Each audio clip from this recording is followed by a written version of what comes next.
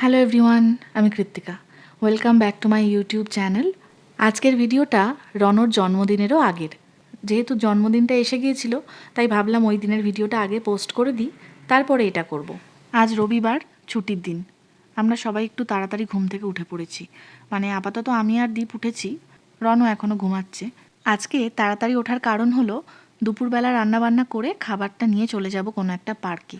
ওখানে ছোটদের একটা সুইমিং পুল আছে, যেখানে আগেও একবার গিয়েছিলাম। সেই দিন একটা ছোট ভিডিও বানিয়েছিলাম। তো তখনই প্ল্যান করেছিলাম যে একদিন আমরা রান্নাবান্না করে নিয়ে চলে আসবো এই পার্কে। সারাটা দিন এখানে এনজয় করব, আর রনও ভীষণ আনন্দ পাবে। আজকের জলখাবারে ঠিক ছোটোবেলায় আমরা যেমন চাউমিন খেতাম মায়ের হাতের বানানো, সেই রকমভাবেই বানাচ্ছি। আলু ভাজা, পেঁয়াজ ভাজা, ডিম ভাজা দিয়ে।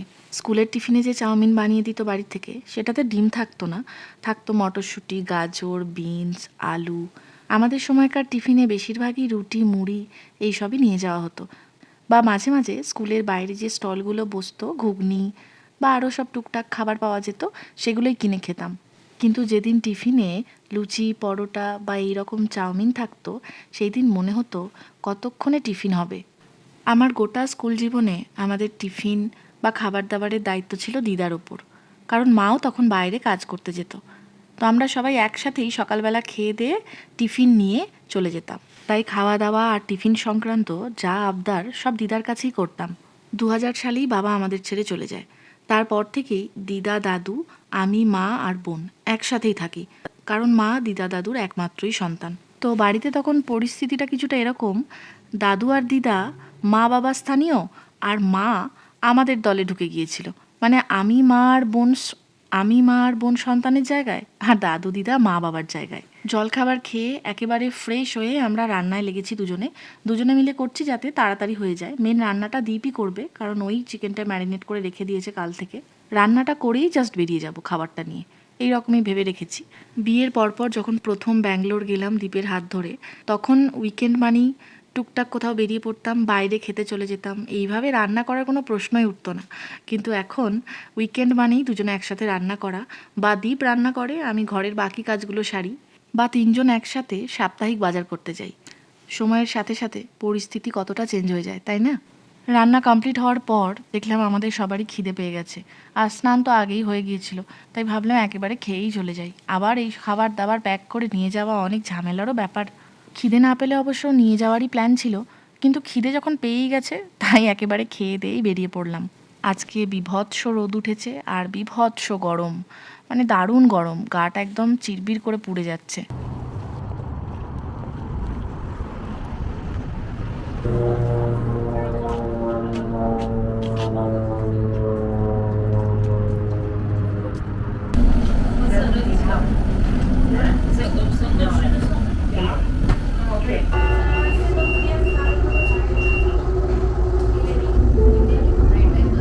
The next stop, Center Street Station. Open on the left.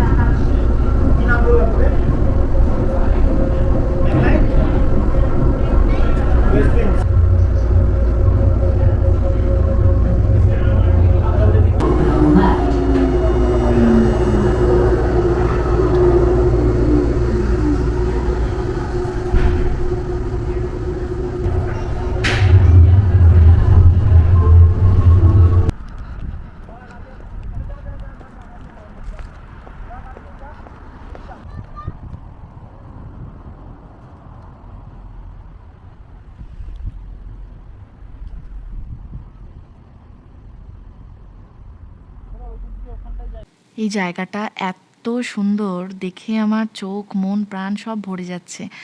কতটা জায়গা জুড়ে শুধু সবুজ আর সবুজ, আর যেন মনে হচ্ছে সবুজ ভেলভেটের চাদর পাতা। যখন টরন্টোয় ছিলাম তখনও খেয়াল করেছি, আর এই ক্যালগেরিতে এসেও দেখছি চারিদিকে প্রচুর গাঁদা ফুলের গাছ দেখতে পাওয়া যায়।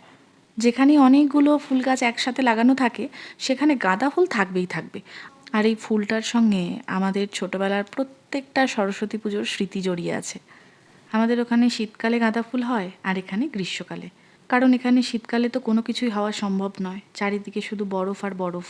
এই পুরো জায়গাটাই কিন্তু একদম ওপেন, কোথাও কোনো গেট নেই, কিন্তু সুইমিং পুলের এই জায়গাটাতেই শুধু ব্যারিকেড করা আছে, যাতে ভেতরে অনেক ভিড় হয়ে গেলে ওরা সেটাকে কন্ট্রোল করতে পারে।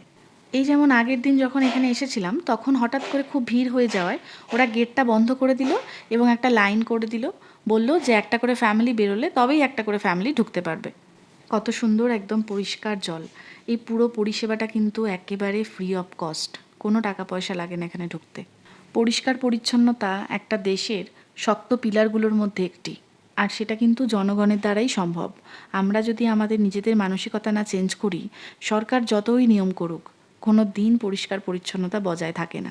গাছের একটা ছায়া দেখে জিনিসপত্র রেখে রনকে নিয়ে জলে নামলাম। দীপ ওখানেই বসে আছে।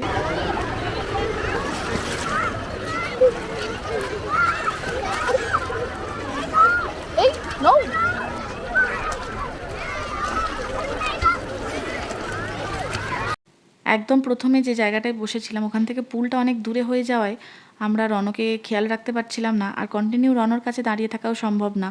ভিজে গেলে ওটা পরেই থাকতে হবে, এক্সট্রা কোনো জামা কাপড়ও আনিনি। তাই একটা অন্য জায়গা খুঁজে পুলের একদম কাছাকাছি এসে বসলাম, যাতে রনকেও দেখা যায় আর রনও আমাদের বেশ সুন্দরই কাটছিল সময়টা। হঠাৎ করে ঘূর্ণিঝড়ের মতো কী যে একটা হলো, আমি সেই সময় ভিডিও রেকর্ড করতে পারিনি।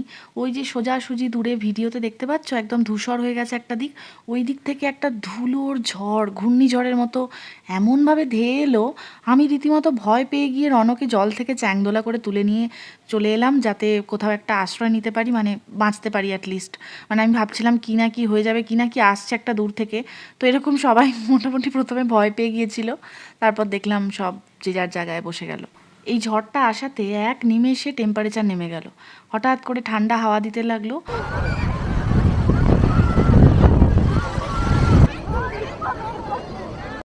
এখন ঘড়িতে সময় বিকেল 6টা। এখানে তো সন্ধে হয় না, ডিরেক্ট রাত হয়ে যায়। যেহেতু খেয়েই বেরিয়েছি তাই বাড়ি থেকে 3জনের 3টে মাফিন এনেছিলাম, আর সেরকম কিছুই আনিনি। অথচ রনর মারাত্মক খিদে পেয়ে গেছে, ও বারবার জল থেকে বলছে মা খিদে পেয়েছে, আমি জল থেকে উঠেই কিছু খাবো। এদিকে আমাদেরও বেশ ভালোই খিদে পেয়ে গেছে, কারণ তাড়াতাড়ি বেরোনোর চক্করে তো অনেক তাড়াতাড়ি খেয়েও নিয়েছি খাবার। দীপ আবার গেল, ওই পাশেই একটা মার্কেট আছে, ওখানে কিছু না কিছু খাবার দাবার পাওয়াই যাবে, তো দেখা যাক ও কি নিয়ে আসে। বলতে বলতেই খাবার হাজির। রনকেও এবার বলি উঠে আসতে, ওকেও চেঞ্জ করিয়ে দিই, দিয়ে একসাথে 3জনে খেয়ে নিই। ঘড়ি বলছে এখন সন্ধ্যে 7:30, তো এখন যে খাবারটা খাবো এটাই আমাদের ডিনার। যে মার্কেটটায় দীপ গিয়েছিল ওখানে একটা ভালো বিরিয়ানির দোকান ছিল, সুন্দর গন্ধ পেয়ে দীপ ভাবলো একবার ট্রাই করা যাক, তাই আমাদের দুজনের জন্য 1 প্লেট বিরিয়ানি আর একটা পিৎজা আনা হয়েছে। ওই সব মিলিয়ে মিশিয়ে খাওয়া হবে আর কি। এই গোটা জায়গাটা জুড়ে প্রচুর লোকজন পিকনিক করছে, রান্নাবান্নাও করছে, বারবিকিউ করছে।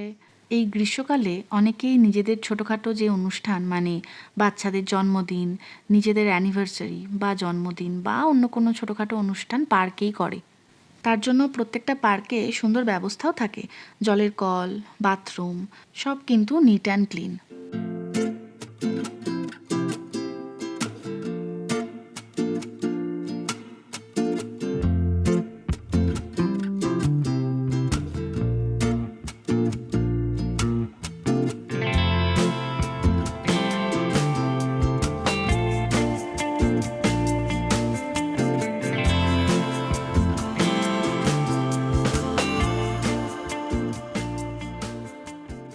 এই আইসক্রিমের গাড়িটা ঠিক পার্ক থেকে বেরোনোর একদম রাস্তায়, মানে এক্সিটের দিকেই দাঁড় করানো থাকে।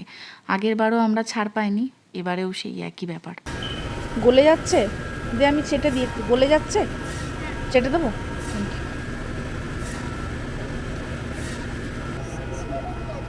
কই শেষ করে দিলাম, একটুই তো খেয়েছি। ওই পার্কের একদম কাছেই একটা বাংলাদেশি মার্কেট ছিল, তো ভাবলাম ফেরার পথে একবার ঘুরে যাই, যদি নতুন কিছু পাওয়া যায়। আমরা এখন বাড়ি ফিরছি, আর ঘড়িতে বাজে রাত 9টা। এখন রোদের এই জোর দেখলে মনেই হবে না যে 9টা বাজে। এই বো নদীটা পেরোলাম মানেই চলে এলাম ডাউন টাউনে। But how do you go? I'll get down. First the train must get down. আজকে তাহলে এলাম। তোমরা সবাই ভালো থেকো, সুস্থ থেকো, আর আমার ভিডিও যদি ভালো লাগে তাহলে চ্যানেলটা সাবস্ক্রাইব করে দিও। দেখা হবে পরের ব্লগে। Good night.